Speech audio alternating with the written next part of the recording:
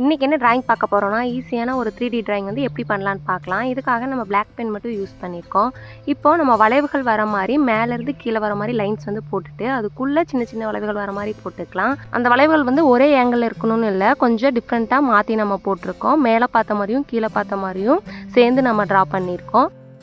இப்போது black ஸ்கெட்சை use பண்ணி நம்ம கலர் வந்து பண்ணிக்கலாம். ஒன்று விட்டு ஒன்று நம்ம கலர் பண்ணிக்கலாம். பிளாக்கு ஒயிட்டுன்னு மிக்ஸ் ஆகி வர மாதிரி ஒவ்வொரு லைன்ஸ்க்கும் நம்ம கலர் பண்ணியிருக்கோம். நம்ம வீடியோவில் காட்டுறோம் பார்த்தீங்களா, அந்த மாதிரி ஒவ்வொரு லைன்ஸ்க்கும் நம்ம கலர் பண்ணியிருப்போம். இப்போது இதே மாதிரி நம்ம ஃபுல்லாக கலர் பண்ணி நம்ம முடிக்கும்போதே நம்மளுக்கு 3Dயாக நம்மளுக்கு வளைவுகள் இருக்க மாதிரி இருக்கும். அது எக்ஸ்ட்ரா டீட்டெயில்ஸ்க்காக நம்ம பென்சில் யூஸ் பண்ணி ஒயிட் இருக்குது பார்த்தீங்களா, அந்த இடத்துல பென்சில் யூஸ் பண்ணி லைட்டாக ப்ரஷ் யூஸ் பண்ணி ஷேட் வந்து பண்ணிக்கலாம். ஃபுல்லாக கலர் பண்ணாமல் சென்டரில் ஒயிட் இருக்க மாதிரியும் right hand side left hand side மட்டும் நம்ம கலர் பண்ணிக்கலாம்.